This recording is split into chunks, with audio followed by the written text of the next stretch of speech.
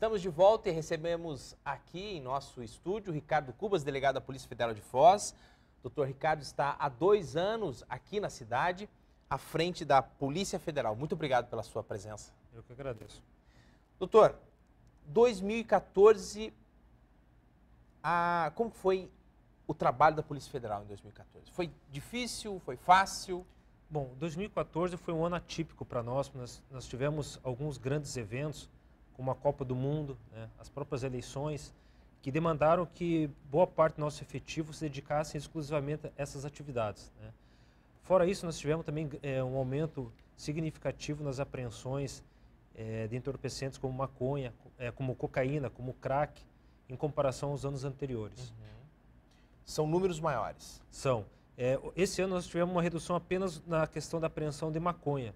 Agora, considerar as outras drogas que foram apreendidas, como cocaína, como crack, também armas, munições, nos primeiros 10 meses desse ano, até outubro, as apreensões foram maiores do que ano passado. Uhum.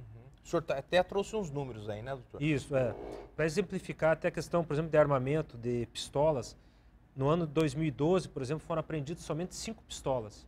Esse ano já estamos com 60 pistolas apreendidas, só nos primeiros 10 meses, né?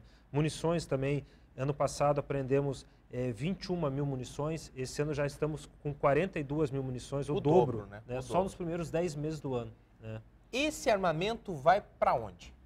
Normalmente, como são questão de fuzil, armas longas, essas pistolas de calibre restrito, normalmente são grandes centros, né? Rio, São Paulo, Curitiba, mas são normalmente grandes centros e são armamentos que são utilizados basicamente ou por organizações criminosas envolvidas com assalto a banco, caixas eletrônicos ou tráfico de drogas. Na sua opinião, não deveriam os países Brasil, Paraguai e os demais do Mercosul chegar a um acordo e dizer assim, olha, está proibida a produção, porque no Brasil é proibida a produção, a compra disso daí é só mesmo autorizado com pela Polícia Federal. Nos outros países é liberado ou não? No Paraguai, principalmente. No Brasil, a compra de arma ela é bem regulamentado. Né? É muito difícil uma pessoa conseguir comprar uma arma, principalmente se ela tiver um antecedente criminal. Ela não vai conseguir comprar uma arma. Já nos outros países, essa compra de armas é mais facilitada. Uhum. Né? E principalmente por estrangeiros, o que deveria ser até proibido, né? Um brasileiro comprar uma arma no Paraguai, por exemplo. E compra-se com uma facilidade tremenda.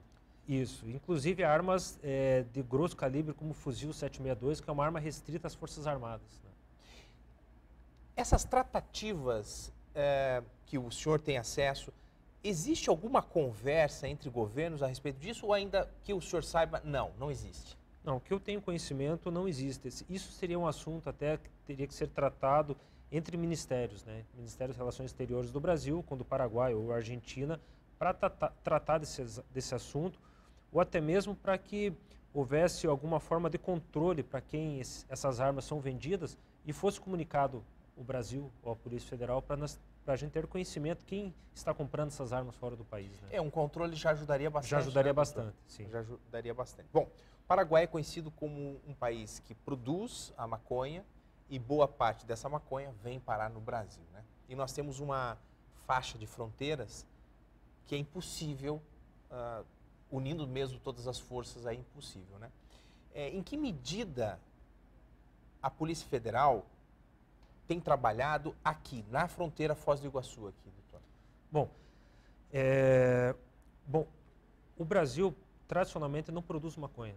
80% da maconha que é consumida no Brasil é produzida no Paraguai. Né? Sendo assim, Foz do Iguaçu, o Paraná e o Mato Grosso do Sul, que são os estados que fazem fronteira com o Paraguai, são os estados que mais apreendem maconha, porque aqui é a porta de entrada. Atualmente, nós temos contato com a Polícia do Paraguai, que cuida dessa parte de entorpecente, de investigação de crimes de tráfico de drogas, que é a SENAD, e há uma troca de informações. Né? Algumas operações já até foram realizadas em conjunto. Né? Principalmente para identificar plantios, as localidades onde estão ocorrendo esses plantios, para fazer as operações de erradicação da plantação de maconha. Né? Para nós, sai muito mais barato e muito mais eficaz localizar essas plantações, por mais que não prenda ninguém, porque a hora que chegam os helicópteros, faz essa vista aérea, localiza e destrói. A pessoa foge, né? A pessoa foge. Só que você consegue destruir uma quantidade muito grande de maconha. Né? Uma maconha que, com certeza, vai entrar, essa maconha será trazida para o Brasil. Então, esse trabalho conjunto tem que existir para poder otimizar o serviço. Né? Veja que todo esse combate ao narcotráfico envolve um volume de gente, de dinheiro muito grande. E por isso se discute, muitos grupos e cada vez mais, a legalização da maconha, a liberação da maconha em determinados locais, como já existe em outros países.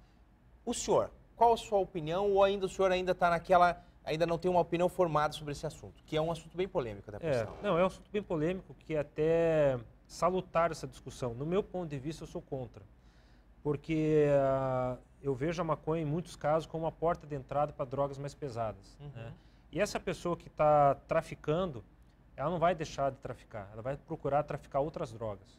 Né? Então, a maconha vai continuar a ser um problema, né?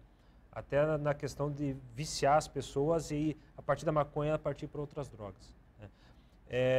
Nós temos casos práticos de países que legalizaram a droga, que já estão pensando em rever essa questão da legalização. Que levou para outro caminho. Que levou para outro caminho. Né? Até, por exemplo, a Holanda, que teve uma diminuição dos turistas que iam para lá para conhecer o país mesmo, e acabou tendo um viés mais para o turista que vai para o país para consumir droga.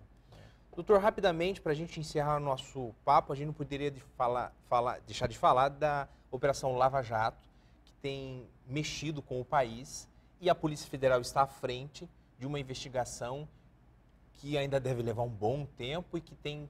o que representa isso para a corporação Polícia Federal e para o senhor delegado aqui em Foz? Inclusive, alguns dos seus agentes estão lá em Curitiba prestando ajuda. Essa é uma operação muito importante, ainda mais para nós aqui, como operação que está ocorrendo no estado do Paraná, né? E todas as delegacias, praticamente, do Paraná estão auxiliando, fornecendo efetivo para que o trabalho seja realizado da melhor forma possível e o mais rápido possível. Né? E que chegam a um final e quem for culpado que seja punido. Né? Importante isso para a Polícia Federal, né? É importante que demonstra que a Polícia Federal é uma polícia que atua de forma isenta. É uma polícia de Estado, não uma polícia de governo. Né? Então, a Polícia Federal sempre pauta a sua atuação de uma forma imparcial. Conversamos aqui com o Ricardo Cubas, delegado da Polícia Federal de Foz do Iguaçu. Muito obrigado pela sua entrevista, o senhor poder explanar aqui um pouco do trabalho da Polícia Federal. Boa sorte. Obrigado. Bom fim de ano para o senhor. Boa sorte em 2015, que tem muito trabalho pela frente, né, doutor? Com certeza. Obrigado. Tá certo. Um abraço. E agora nós vamos à previsão do tempo para os próximos dias.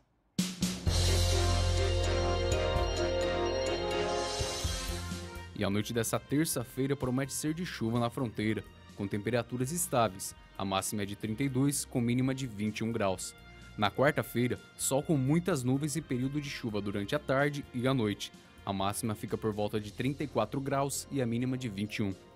Já na quinta, a previsão é de chuva e sol durante boa parte do dia. A máxima varia entre 35 graus e mínima de 22.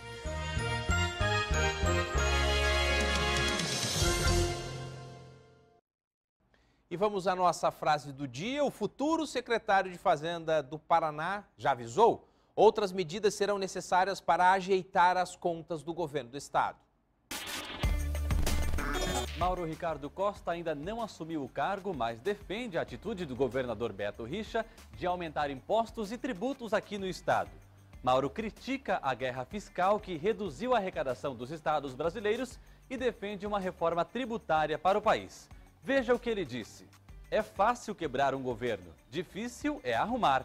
Sobre a economia do Paraná, o futuro secretário da Fazenda adianta que as medidas para o aumento da arrecadação não ficarão só no tarifaço, não. Ele já vai avisando que outras medidas ainda serão tomadas para cortar gastos. Atualmente, Mauro Ricardo Costa é secretário da Fazenda em Salvador, capital da Bahia. Ele também foi secretário de Finanças de José Serra, no governo do estado de São Paulo. Dia 1º de janeiro, ele assume aqui no Paraná.